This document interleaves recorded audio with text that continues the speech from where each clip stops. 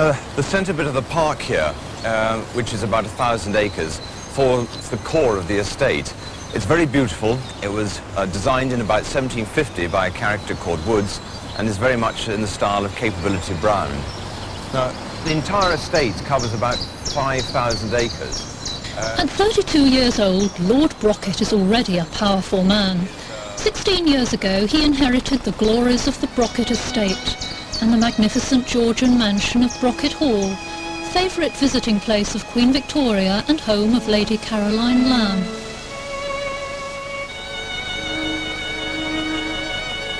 Just outside Welwyn Garden City in Hertfordshire and only 20 miles from London, the estate was acquired by the Brocket family 800 years ago.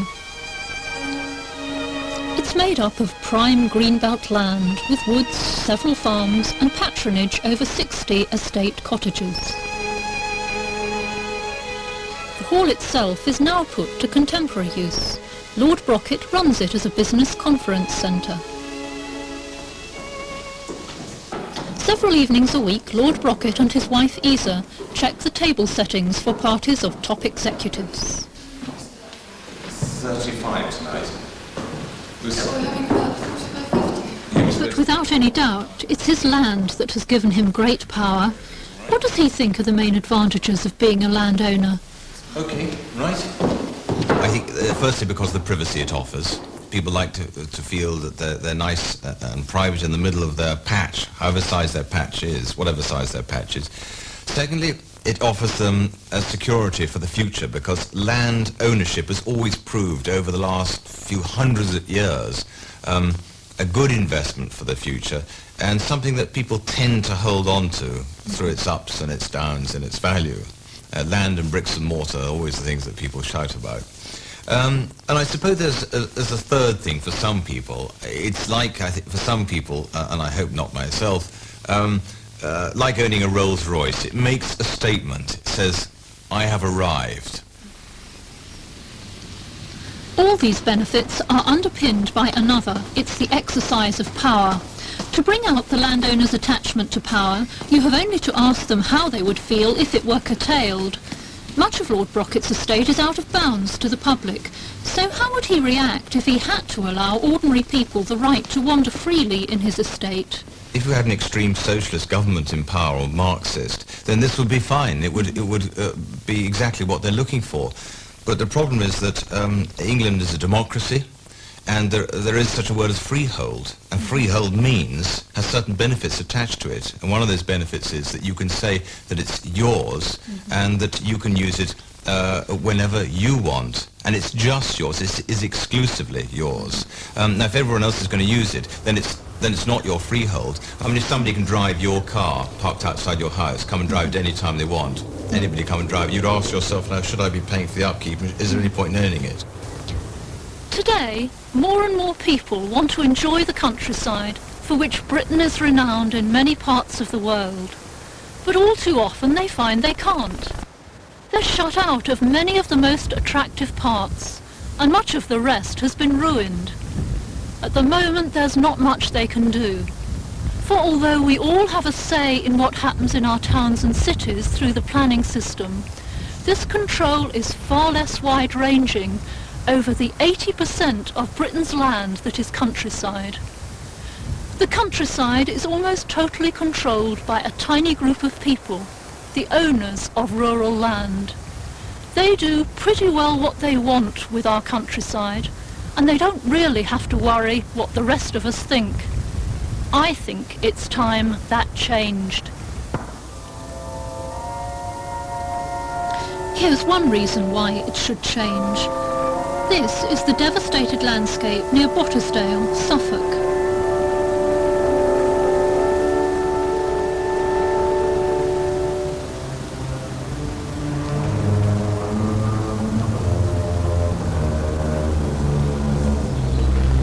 Florence MacDonald has lived nearly all her life here. Today she goes for walks through a countryside whose creation she recalls with shock. It was very traumatic seeing it all bulldozed and diggers going along, and then whole trees were burnt, willow trees and poplar trees. and hedgerows in between. And all the trees have gone. Mrs. MacDonald and her husband Gordon look out from their back garden onto a transformed countryside. We look down on lovely meadowland with gates and stiles, footpaths, and the river was different. There was frogs in the river, there was kingfishers. All that's gone now. It just breaks my heart. It used to be a lovely status. And you wouldn't, the first time I walked down there after this destruction, it just looked something like a scene in a battlefield from the First World War, with trees shattered and goodness knows what. Much of the countryside has been ruined by modern farming, but here's another example of how power in the land is abused. These people from West Oxfordshire, like millions in Britain, have chosen to spend this spring day going for a walk. But these find their enjoyment comes to a sudden halt. For they've run up against the boundary of the secret forest. This is the name that locals give to Wychwood Forest, the largest ancient wood between the Cotswolds and the Chilterns. It's owned by Lord Rotherwick, a shipping magnate. He's imposed a ban on the general public. Only on one day a year, Palm Sunday, does Lord Rotherwick allow the general public to walk in Wychwood. Why can't people walk in this magnificent forest? Let's go in and find out.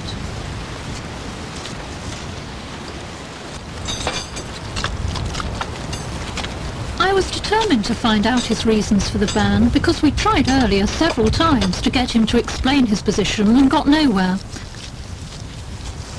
But I had only gone a bare 200 yards before someone came to stop me. Hello. Hello. No, I didn't realise it's all private in here. Oh, I see.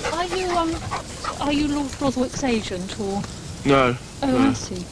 It's just private in here, okay. I'm gamekeeper here. I'm doing my job. Can you trespass So and stuff where like can that? we find Lord Rotherwick? The keeper said Lord Rotherwick was at his home, so I drove up there past the private notices. Cornbury House is set amid 600 acres of beautiful deer park and lakes. At first it was hard to get an answer at his estate office or at the house itself. But at last we did find someone who gave us a response of sorts. We're looking for Lord Rotherwick. We're making a film about the countryside and we want to ask Lord Rotherwick about public access to the countryside.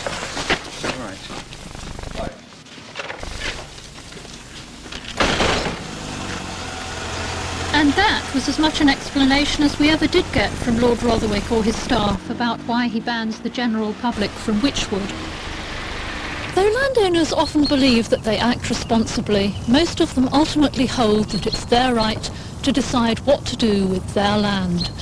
For them, land is to be treated in the same way as anything else they own, like a piece of furniture. They do not see it as a gift of God or nature from which everybody ought to benefit. But their attitude to land ownership isn't by any means the only attitude possible. Other societies have treated land in very different ways. The Maoris, in common with many so-called primitive peoples, had no conception of the ownership of land by individuals. When Captain Cook set foot in New Zealand, Maori land was owned in common by members of each tribe. Individual members owned not plots of land, but rights to carry out particular activities on the commonly owned land. When the Maori chiefs handed over their land to Queen Victoria under the Treaty of Waitangi in 1840, they could not have understood what they were signing away.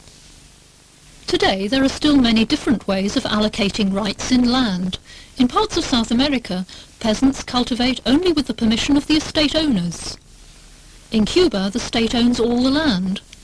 In China, the land is owned by communes with individuals being allocated particular rights. In Saudi Arabia, land is deemed to be owned by anyone who is actively making use of it. So where did the British idea of land ownership come from? The answer is to be found in one particular historical event. Before that event occurred, attitudes to land in Britain were very different. In early Saxon England, the land was largely owned by communities of free, independent peasants. They themselves ploughed the land. There was no group of non-farming landowners. By the late Saxon period, this landowning democracy had begun to crumble. The event which gave it its death blow was the Norman invasion.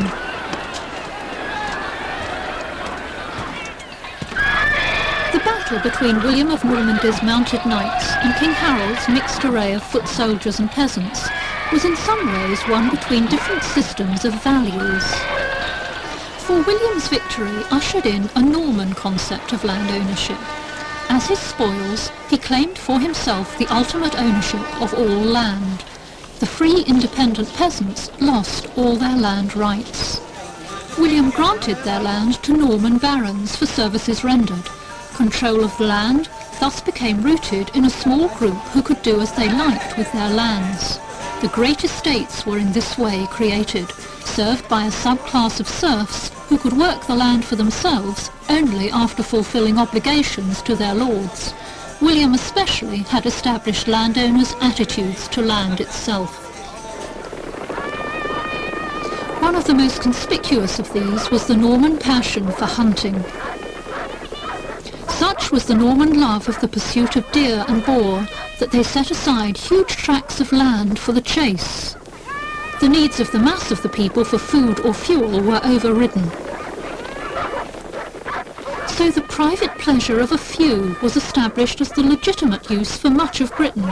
Land was there for either the pleasure or the profit of landowners. Norman absolutism over land, the idea that if it's my land I can do what I like with it, has survived pretty well intact to this day in the countryside. There are no restrictions in Britain on who can own land or how much they can own, and whoever buys or inherits rural land inherits the Norman tradition of absolute control over it. So who are the people who hold such total sway over land? One popular idea is that much of the countryside today is owned by public bodies and institutions.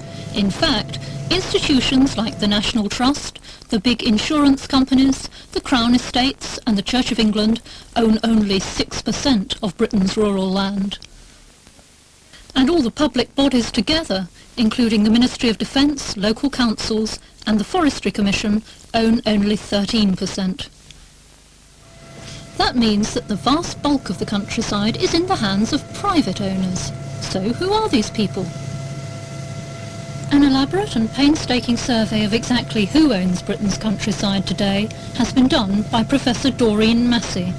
It showed, in fact, that over 30% of the total land area of Great Britain is still in the hands of titled aristocrats, titled landed families. And of course the bulk of those holdings are in vast rolling estates, which makes the ownership structure of the British countryside very, very different from the structure in, say, other European countries or in the United States of America. But the proportion of the countryside owned by large private landowners is actually much greater than this. There are also some 1,500 families without titles who own large estates. This is part of the Luton Hoo estate in South Bedfordshire. It's all owned by Nicholas Phillips.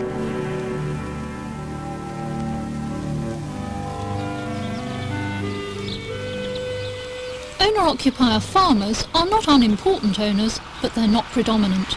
They own about a fifth of the countryside. All these groups have inherited power over land and the ancient view of land as a source of pleasure or profit. Since the war, landowners have derived profit mainly from a form of agriculture more transforming than anything known before. This is the man who is responsible for the complete transformation of the landscape at Bottisdale in Suffolk.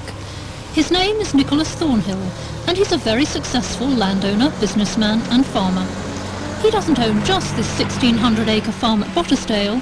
He also has an estate in Derbyshire, a chateau in France, and investment interests. How much more has he got to do over there? He's got one more bank over there, and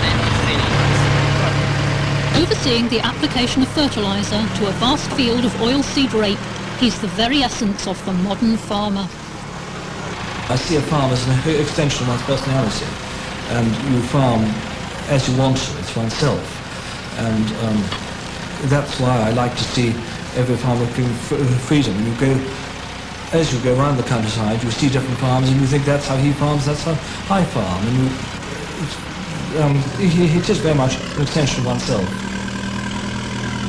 Modern farm, on an arable farm context, is using up-to-date machinery, growing the latest varieties of crops and trying to get the highest yields that are obtainable from your land, which means doing the right cultivations at the right time, which means economies of scale, large machinery, and unfortunately large fields as well, because economies of scale in arable farming are important. I think I'm passing on an environment which is up to date, which is modern. People's idea of modern changes, but at least what I've got here I think is as modern as I can achieve. How would you justify so much power over landscape being left in the hands of a small number of people, like yourself? I'd only justify it on the grounds of ownership, for freedom of ownership. I mean, so long as Britain is a country where people can own their own property, ownership means freedom. But some people would argue that a 1,600-acre estate is the environment that belongs to us all. No, it can't belong to us all when someone's bought it. That's it's a contradiction of terms. If it belongs to the state can either nationalise it or buy it up, or it belongs to the individual. But it cannot at one and the same time belong to the owner and belong to the nation. In my view, it's this freedom, or licence, that landowners enjoy to do what they wish with the landscape, coupled with modern agricultural technology and massive economic support, that is wreaking so much havoc. The owners of land have ferociously attacked the old patchwork of small fields.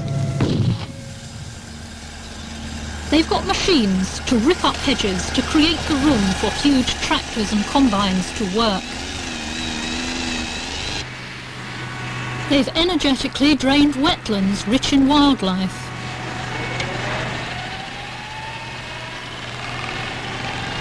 In the process, 80% of Britain's wetlands have gone. They've ploughed up downland extensively to grow grain we don't need. These old Wiltshire sheep downs are here growing 60,000 acres of corn. And landowners have been ruthless with Britain's small woodlands, so rich in bluebells and wildlife. Since the war, a third have been cleared, often to make way for growing profitable but unwanted corn. A vast amount of archaeological sites have been lost. Over 80% of Cotswold sites have been destroyed by farmers in the last 20 years. But we are continuing to destroy much more than the countryside. One of Britain's leading landscape artists, Gordon Benningfield, believes we're also losing a part of our cultural identity.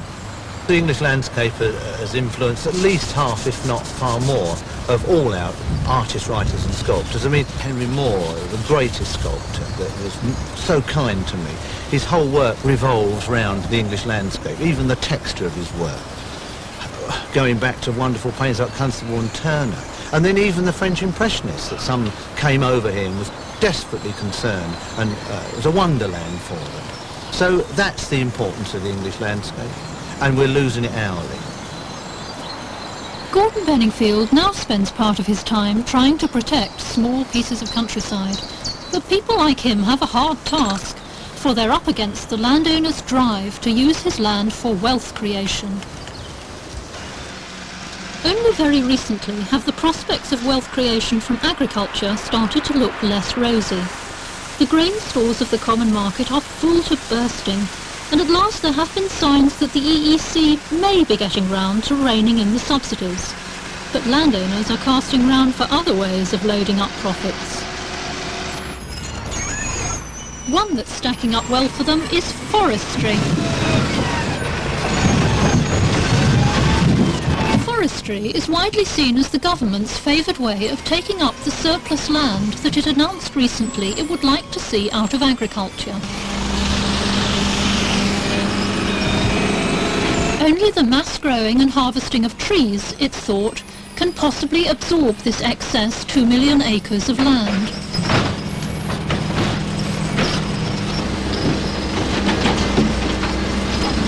On the face of it, forestry certainly seems plausible. This sawmill in mid-Wales employs more than 100 people and every year consumes thousands of trees. And while food may be in surplus in Britain, timber is not.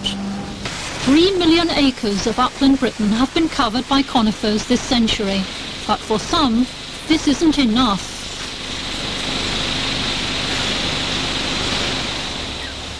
Lord Gibson Watt is just one forester and landowner who believes that forestry has a big future in Britain.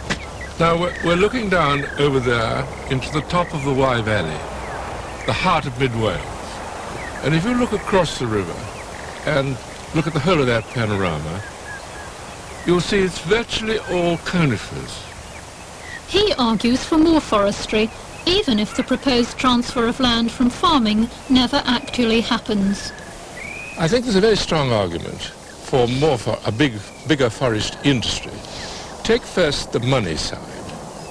It's costing Britain 4.7 billion, not million, billion pounds a year to import from the rest of the world. And 2/3 of it is semi-processed stuff. Now if we could use our own people, not only to grow it, but also to process it, then surely economically that would be very strong. Lord Gibson Watt is proud of the forestry on his family estate. It has a blend of conifers, with Japanese larches contrasting with Sitka spruces and conforming to the contours of the hills. But this is by no means the only picture of modern upland forestry. Not far away in mid-Wales, in the Brecon Beacons, forestry wears a very different but far more typical face. This is just one conifer plantation in the Brecons. It has imposed on it vast blankets, obscuring the natural contours of the land.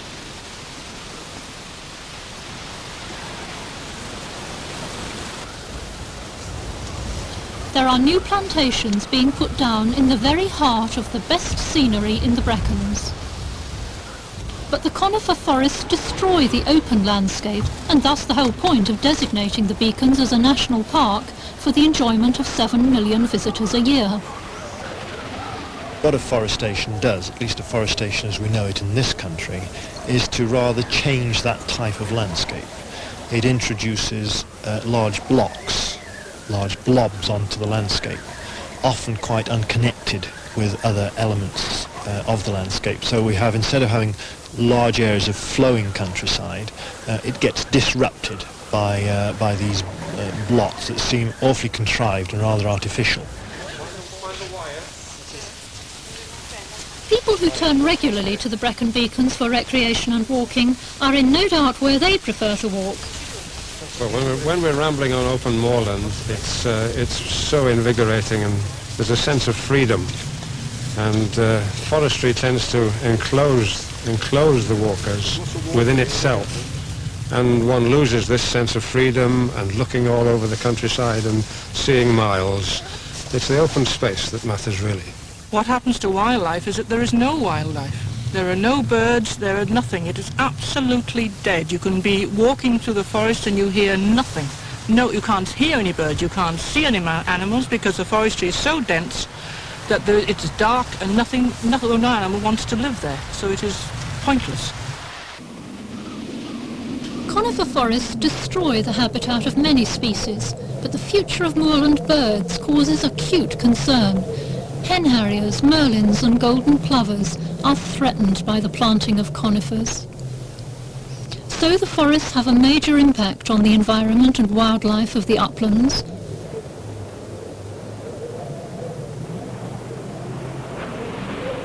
How strong then are the economic arguments for them? In fact, forestry is an industry heavily subsidised by both grants and tax relief. Until he resigned in protest at the damage it caused, Steve Tompkins was employed by a big forestry company.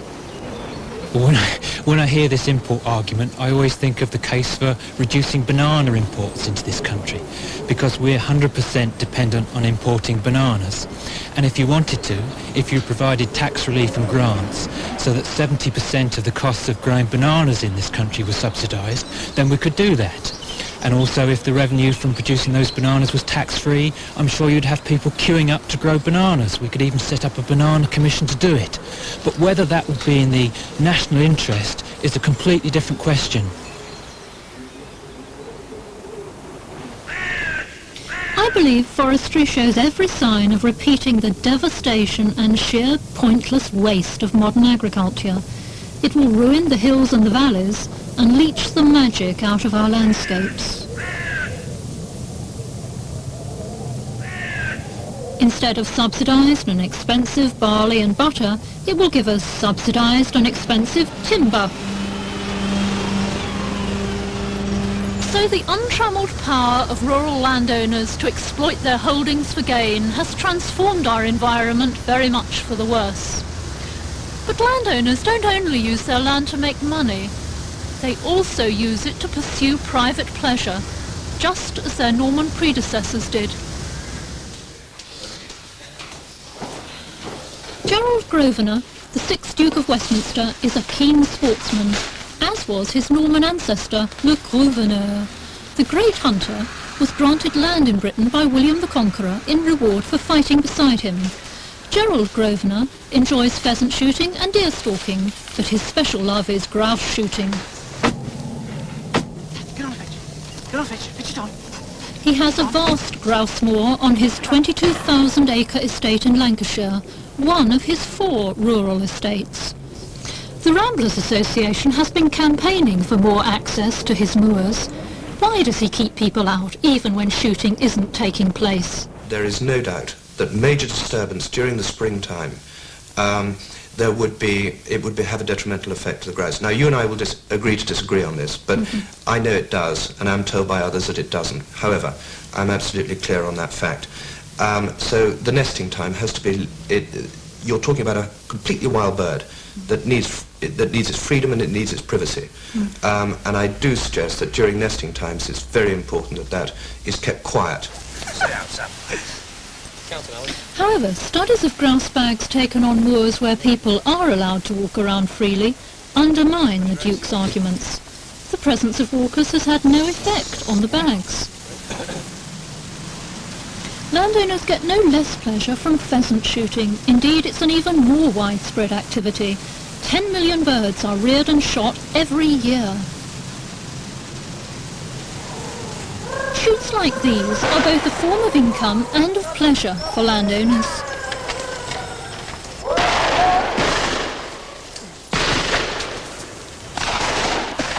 For the guns, wood and field are perfect habitats, as the birds are forced to fly high, giving time for a clear shot, and guns get a particular pleasure from bringing down a high-flying bird.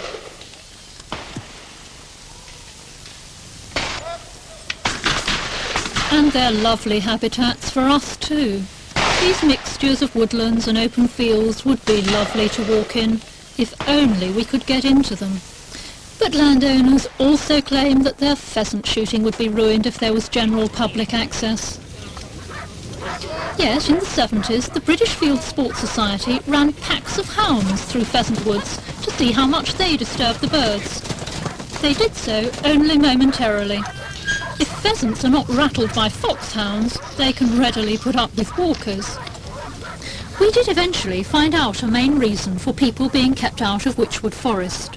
Lord Rotherwick, in a letter to Oxfordshire County Council this year, states that a proposed public footpath would be near prime areas for the culling of deer and pheasant shooting.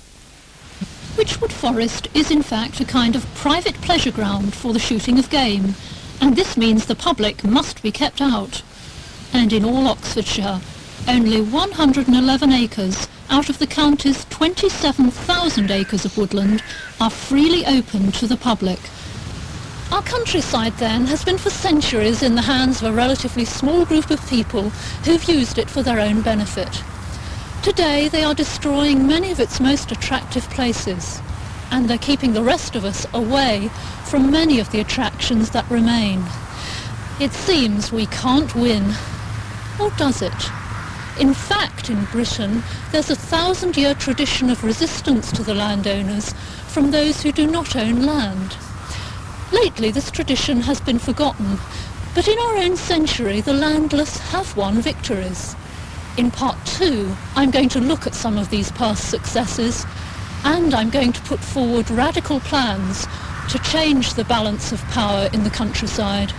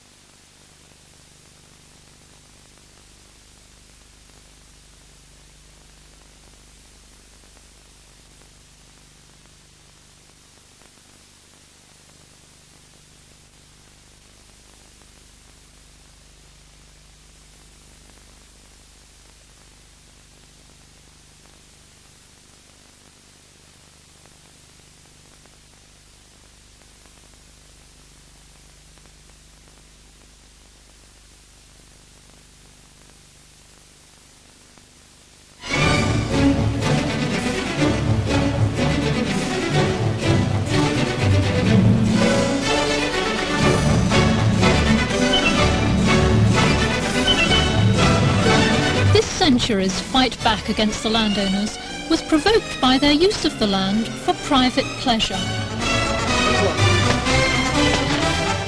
In the early decades of this century, landowners enjoyed shooting on a scale even greater than today.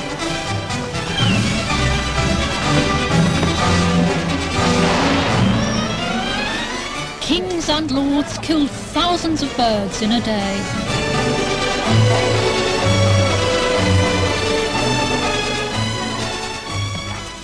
The guns are out again on the moors, and the unwary grouse is to have his annual shock as the 12th ushers in the open season for shooting.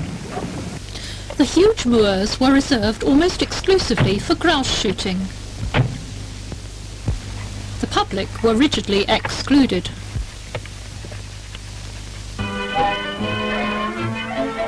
Tramp, tramp, tramp, the boys are marching, and the girls too, but they've nowhere to go.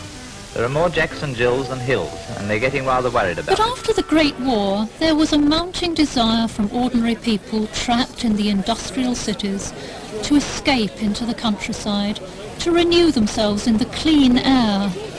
Still they come. There's many a stout soul going over the hill. But look, there's a stranger in their midst, a motorcyclist who must be the only one who's set out tired. That's why he's not got so very far. A fine sight for a boot mender. But it will be a few in the 20s and 30s, it's estimated that 30,000 people left Sheffield and Manchester alone every Sunday for the uplands and moors of the Peak District. It was on these grouse moors that the bitterest confrontations between landowners and landless took place. So now to bath and bed with a week of work to follow, until once again they on can one enjoy spring their Sunday in right 1932, hundreds of walkers banded together, determined to walk upon the forbidden grouse moor of Kinder Scout. One of their leaders was a Manchester man named Benny Rothman. I spoke to the ramblers in attendance and explained what our purpose was, and we gave them battle orders. The idea was that we would walk in a long straight line, and at a predetermined signal from whistles which we were carrying, we would right turn, and in a long straight wave we would scramble up onto Kinder. As we went up the hillside, a small group of keepers came to meet us waving sticks and tried to force the ramblers back. There were one or two minor skirmishes. We went on to Kinder itself, met up with a group of our colleagues both from Sheffield and Manchester. We had a bit of a victory meeting and we went back to Hayfield fully expecting that there would be further difficulties. And difficulties there certainly were. Benny Rothman and 4 others were arrested and sent to jail, Benny for 4 months. My understanding of a jury is that it should be representative of a cross-section of the public.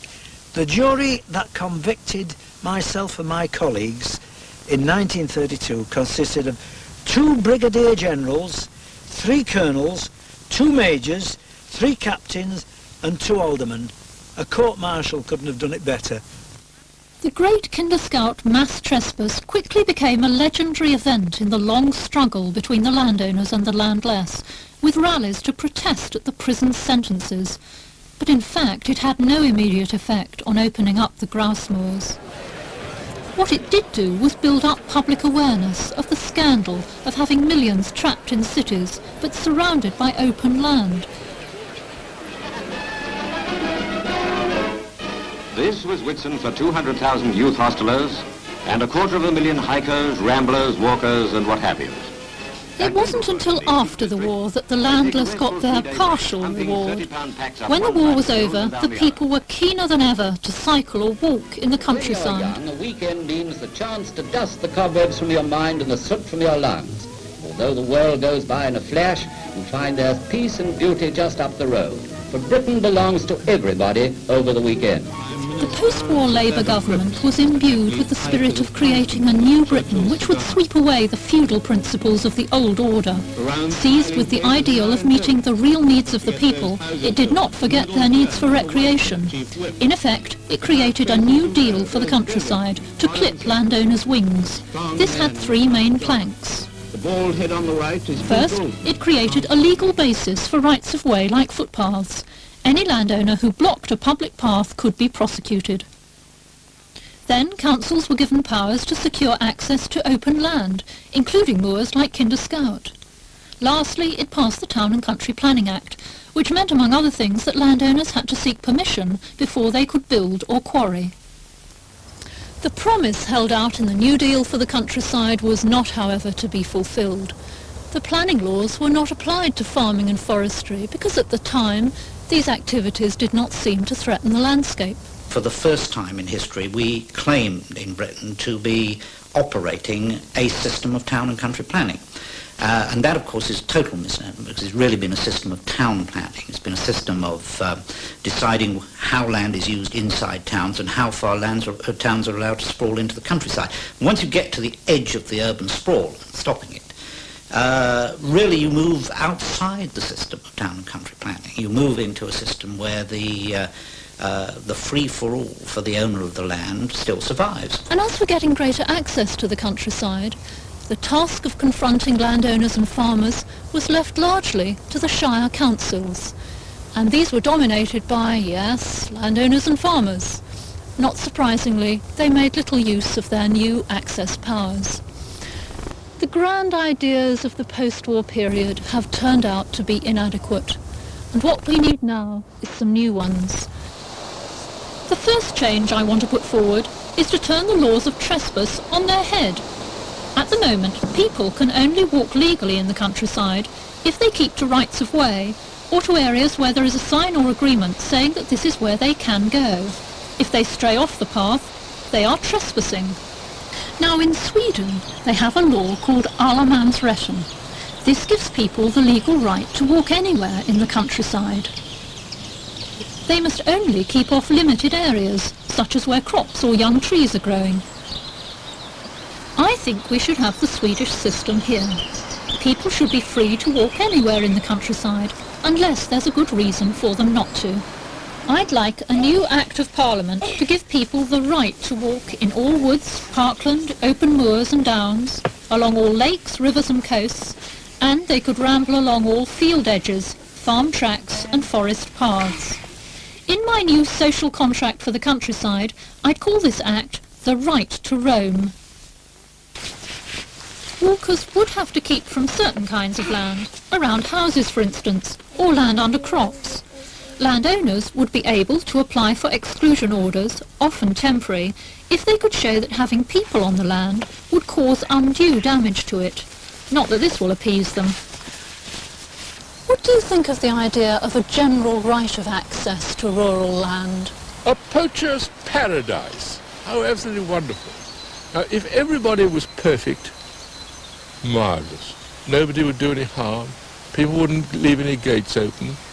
They wouldn't poach the whatever it may be. They wouldn't steal your chickens. They wouldn't steal your sheep, which now and again happens in this part of the world. No, please. I'm all in favour of pathways, bridleways, public footpaths. But if you're going as far as that, then you're going to get the whole of the countryside up against you. But I still think my idea of a right to roam is a good one. Look at the position here. It's the magnificent Luton Hoo estate. It's just a stone's throw from Luton town and its 160,000 people. Visible from the estate itself are the Vauxhall car works. You can even see Luton Airport itself. The town has few attractive public parks. Luton Hoo's owner does allow people to visit the great house and its gardens for 6 months of the year, but most of the estate is off-limits all year round. The estate has very few public footpaths. The beautiful fields, woods and lake, which townspeople would surely enjoy, are out of bounds. The owner is Nicholas Phillips. He inherited the house and 4,000 acres from his grandfather, Sir Julius Verner. I asked him why he didn't allow people to walk freely in his estate. It's not probably so much the person who wants to walk around the lake peacefully. It's the fact that living near urban areas, you do in fact suffer from many of the problems of those urban areas, such as vandalism and destruction. I mean, you have people going into young plantings, possibly leaving the gates open, which lets the rabbits in, and you find 5 years of patient work to establish a young crop has been lost overnight. But not very far away there stands a little wood which ought to be in a terrible state, if Nicholas Phillips is correct in his argument that open access leads to great damage. This beautiful beechwood in the Chilterns is only 16 acres in size, but 6 years ago it was opened up so anyone can walk freely in it.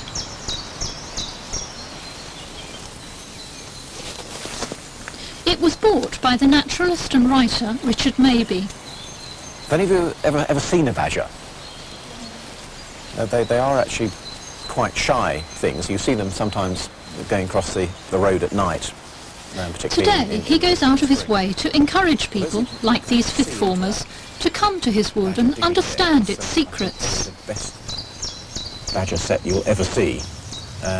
You can see how they've actually dug right into the chalk, not just scooped the earth out, but they've cut an arch, almost like stonemasons. I come now on a sunny day, particularly in bluebell time. There are always people walking here. The nicest thing I've seen in here was to come in one spring morning and see these two pools of white light, and they proved to be the straw hats of a couple of ladies who were painting the bluebells. And I felt it was their wood for that moment, so I left them to it and walked round a long way. Yes, but essentially anybody is allowed to walk on any track, or indeed anywhere throughout this wood, not just people who are helping you to harvest the timber and manage the wood for wildlife. That's right. There's no official footpath, but that is understood that anyone can come in and can use the wood in any way that's responsible. But has that caused problems of vandalism and damage? Not at all so far. I mean, even though we are quite close to some pretty big towns. I mean, Hemel Hempstead New Town is only about 5 miles away, so we've got a catchment area of maybe 500,000 people within I suppose a 10-mile radius. But in those 6 years, the only acts of vandalism I can think of is in the first year when some of the local horse riders got a bit frisky coming up this slope, and horses are the one thing we won't have in now, and one solitary occasion when I think a group of children in their summer holidays came and cut down a tree, and I honestly can't blame them because it's what we adults have been doing it here quite a lot anyway. He believes it's arrogant to think that an ancient wood can belong to him alone. So what is his response, as a naturalist and landowner, to the right to roam? I think it would be 100% support on both counts. It would seem to me to greatly enhance the appreciation and enjoyment of natural history by the people of this country. And secondly, it would seem to me to put into practice what I believe actually to be natural law. I think that in their hearts, most of the people in this country support that as well. They think that the surface of their own country is a place that they have the right to walk on. But is it just the owners of small woods who need have no fears of the right to roam? Farmers, with their energies devoted to cultivating the land, might be expected to have most cause for concern. This tractor is working on an 800-acre farm near King's Lynn in Norfolk. Its owner encourages visitors and has actually created new rights of way on the farm. My experience is that people are really very nervous about walking, particularly on agricultural land like this farm, and worried about whether they're allowed to be there.